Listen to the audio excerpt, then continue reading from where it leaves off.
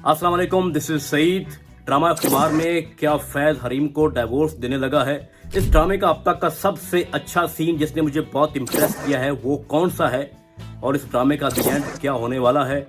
इन तमाम सवालों पे आज बात करेंगे, इसलिए इस वीडियो को पूरा देखें। तो भैया जी शुरू करते हैं इस ड्रामे की लेटेस्ट एपिसोड के कुछ इंटरेस्टिंग सीन से कि जिस तरह से रेहान पूरी फैमिली को छोड़ के अपनी वाइफ के साथ कनाडा शिफ्ट होने जा रहा होता है तो उसको उसकी माँ रोक लेती है और फिर लैबा भी आ जाती है। दोनों माँ बेटियां उसको समझाती हैं कि ना जाओ, लैबा की रात को मेहंदी है वो तो अटेंड कर लो, लेकिन रेहान कहता है कि नहीं, मुझे हर सूरत में जाना है क्योंकि उसको जिस तरह से चार्ज किया है उसकी वाइफ ने तो वो कभी भी नहीं रुकने वाला। फिर फैज की एंट्री होती है और फैज अपनी माँ को भी और अपनी बहन को भी समझाता है कि इसको जाने दो, हम इसको नहीं रोक सकते। तो उसके बाद रेहान चला जाता है और जिस तरह से रेहान ने इनके बिजनेस को ठप कर दिया है, सिर्फ अपना हिस्सा नहीं लिया, बाकी जो बचा था उसको भी बहुत ज्यादा नुकसान पहुंचा लिया है उसने। और हम उसके बाद देखते हैं कि फैज जिस तरह से ऑफिस जाता है और उसको उसका असिस्टेंट न्यूज देता है कि छापे पड़ रहे हैं हमारी फैक्ट्री पे, पुलिस जो है वो उसका प्रेशर बहुत ज्यादा बढ़ रहा है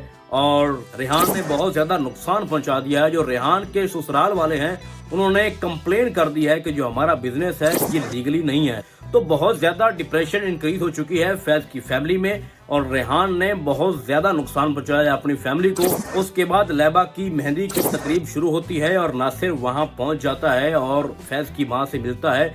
मुझे यहाँ पे ये लग रहा था कि जो भी ओवरऑल सिनेरियो बना हुआ है, फैज की माँ ये कहेगी कि अभी तुम चले जाओ, हम इस पे बाद में बात करेंगे, हरीम को तलाक होनी है या नहीं होनी, लेकिन फिलहाल मैं इस टॉपिक पे बात नहीं करना चाहती, तुम चले जाओ। लेकिन वहां तो मैं जैसे पहले आपको बता रहा था कि वो हार नहीं मानने वाली, चाहे कुछ का कुछ हो जाए। उसने कहा 20 लाख डन, आप हरीम को डिवोर्स करवा दो। वहाँ पे एक नई अचीवमेंट आई, जिस तरह से मैंने आपको पहले बताया था कि नासिर जो है वो फैज की माँ को बहुत ज्यादा ब्लैकमेल करने वाला है और वहीं पे उसने कहा कि अगर मैं कुछ ऐसा करूं कि एक बेटा तुम खो चुकी हो, क्या फैज से भी हाथ धोने हैं। तो आगे जाके हम ये भी देखने वाले हैं कि इनके दरमियान बहुत ज्यादा फाइट होने वाली है। उसके बाद नासिर ऑफिस जाता है, उसको वीडियो दिखाता है, वहाँ पे जो सीन थे। पहली बात तो ये है कि जब गार्ड खड़े हूँ तो गार्ड की मर्जी के बगैर कोई भी बंदा बगैर परमिशन के ऑफिस में नहीं जा सकता। और वहाँ पे गार्ड क्या कह रहा है, देखिए जी ये अंदर आ गया है, मैंने इसको रोकने की बहुत कोशिश की है, ये रुका नहीं है। भाई तो तुम वहाँ क्यों खड़े हो? हैरान है मुझे, भाई उसको रोको, तुम्हारी ड्यूटी क्या है? उसके बाद वो उसको वीडियो दिखाता है और वहाँ वीडियो देखने के बाद फैज को बहुत गुस्सा आता है। वो नासिर को कहता है कि आज तुम्हें सच बोलना होगा। वो नासिर को बाजू से पकड़ के मस्जिद में लाता है। यही वो सीन है जिसकी मैंने शुरू में बात की थी कि जिसने मुझे सबसे ज्यादा इम्प्रेस किया है।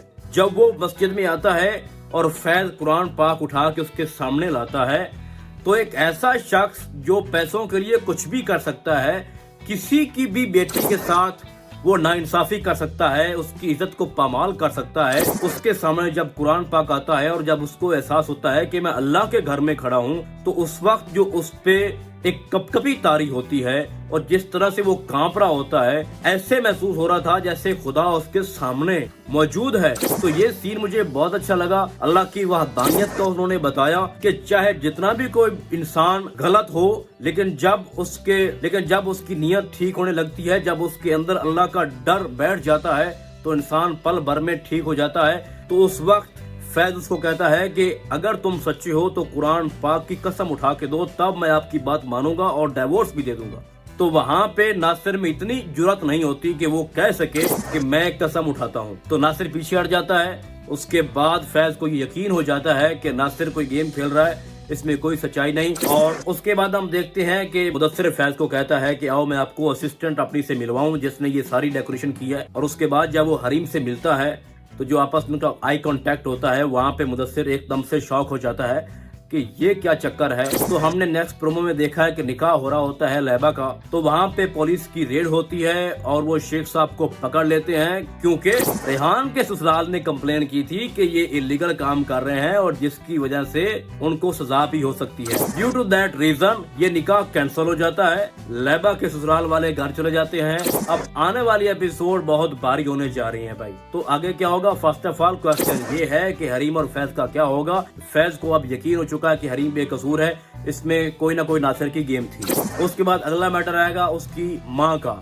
नासिर फैज को उसकी माँ के बारे में सब कुछ बताएगा कि जो कुछ भी अब तक हुआ है ये सारा का सारा तुम्हारी माँ ने करवाया है। तो फैज के ऊपर तो बहुत ज्यादा अब जिम्मेदारियां आ चुकी हैं, बिजनेस, बाप का इस तरह से अरेस्ट होना, भाई का छोड़ जाना, अपनी बहन की परेशानी, जिस तरह से उन्होंने निकाह कैंसिल कर दिया और वो चले गए। तो अब इस सारी सिचुएशन को वो कैसे हैंडल करेगा वो हम आने वाले एपिसोड में देखेंगे। तो सबसे पहले फैज और हरीम आपस में मिल जाएंगे। जब सारी हकीकत खुलेगी तो उस वक्त उसकी नजरों में उसकी जो माँ है वो सिर्फ नफरत के काबिल होगी। नासिर माफी मांग लेगा और उसका डैड जेल में होगा, बिजनेस ठप हो जाएगा। तो आने वाले एपिसोड में हम ये देख सकते हैं कि फैज और उसकी फैमिली अपने पुराने मोहल्ले में वापस आ जाएं और छोटे से घर में रहना शुरू कर दें, क्योंकि उन पे आने वाले हालात बहुत भारी नजर आ रहे हैं मुझे।